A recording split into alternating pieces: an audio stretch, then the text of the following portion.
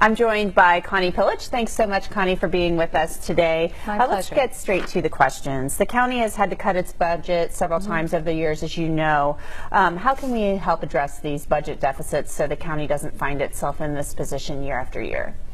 Well, that's a great question because we do have a sales tax. That's one of the ways we get revenue. And more than half of Ohio counties have a higher sales tax rate than us. But not a single one of them has to pay for a stadium with their sales taxes. So that's one way to try to balance our budget. Second, the state of Ohio has been starving us. They've made $28 million in cuts. And all of this is going on while the opioid crisis has blown up the budget for the jail, the family services, and our treatment centers. So my two main recommendations, other than ending the stadium tax, my two main recommendations are first to renegotiate with the Bengals tax, with the Bengals for their tax. Second, to follow the recommendations that were presented in the Cincinnati Business Committee's independent audit from last year, to trim the fat in and make our operations smoother and leaner. And then third, lastly, would be just to use technology to save money. Some of our computer systems are over 20 years old, and we should be doing better than that. You know, you brought up the opioid epidemic, and there has been a slight reduction in the number of people dying here in Hamilton County and I think across the nation. But now we're seeing more and more methamphetamine coming into the area. It's coming in through Mexico from the cartels. What can the county commission do to address that before that becomes a crisis? Well, whatever the drug is, we have an addiction problem in Hamilton County, and so does Ohio and this entire region. So there are a number of things that the county can do. We don't pass laws, but we do provide funding for programs, such as our treatment programs. Right now we have a jail that's overcrowded, and it's largely being used to warehouse people who need treatment while they're awaiting their trial.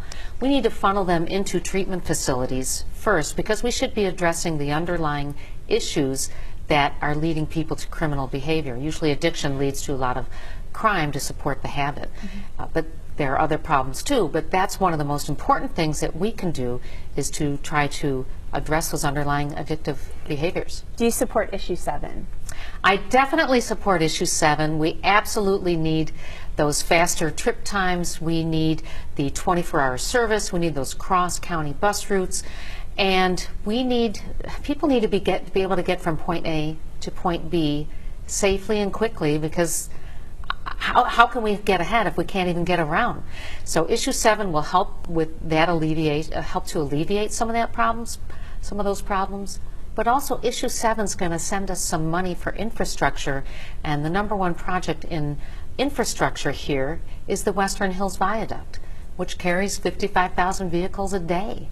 We've got to fix it. It's been falling apart for years. You know, the current county commission didn't support the sales tax increase for issue 7. And we brought up the sales tax before. So do you support a sales tax increase to raise our revenues for the budget?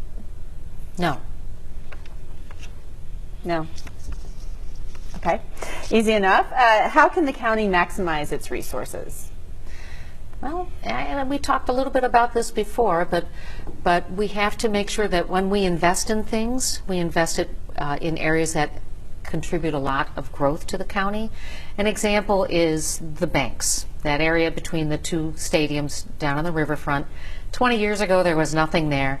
Now it's a pretty vibrant area that has a $1 billion positive economic impact on our community.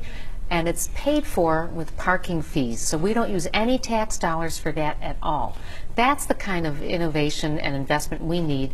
If we can bring more people into the community, they're going to hopefully settle here and pay income taxes. We don't collect income taxes, but we do collect sales taxes. We want them to shop here. That helps alleviate some of the burden for the county. How does the current county commission need to improve, in your opinion? Well, okay. Let's do that question again. All right. How does the current county commission need to improve, in your opinion? Well, the things that I can bring to the commission are, first of all, the leadership strengths I gained as an officer in the United States Air Force. I got the best leadership training in the world. I learned to plan strategically, which is very long-term, and I also developed decision-making skills that I still use today. Having those things help me to be a better leader and will help me make our commission a highly functioning machine.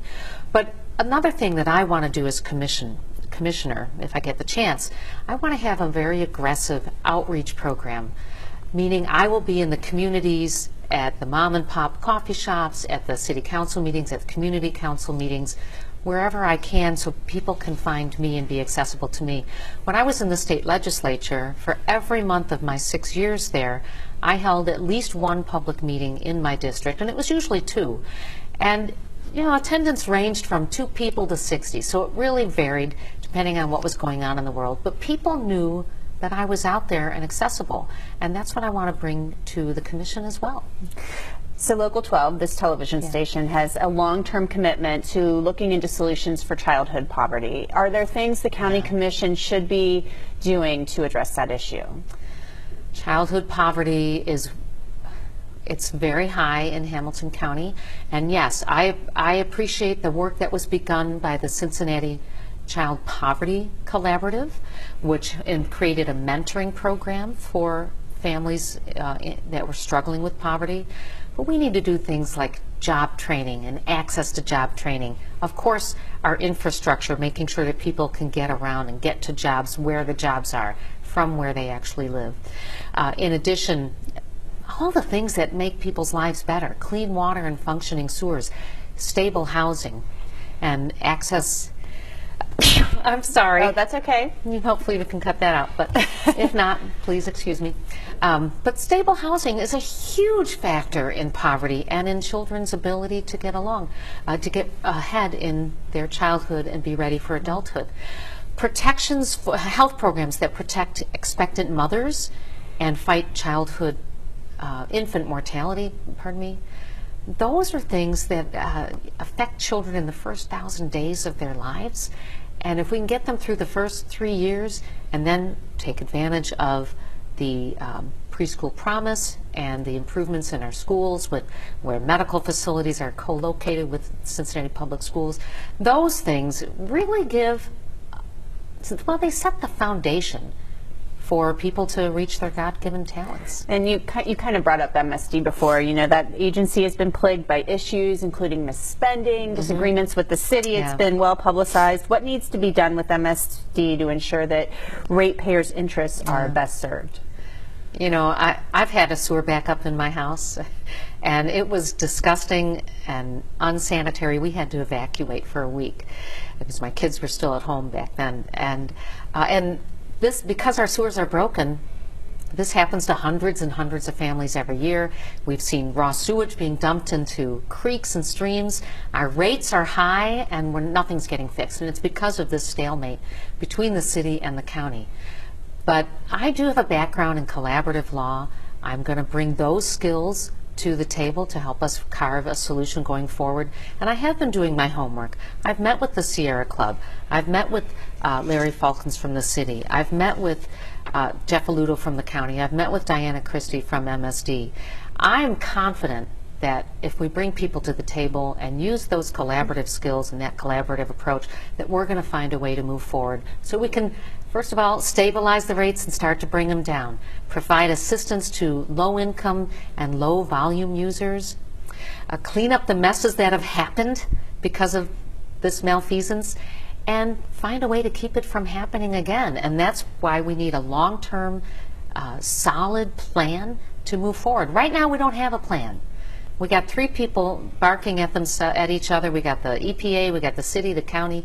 We need to stop that, come together and review the data together and make a long-term plan. All right. Connie Pillich, thanks so much for joining us. That was we appreciate it. Thank you so much. Thank Appreciate you. it. All right. Okay.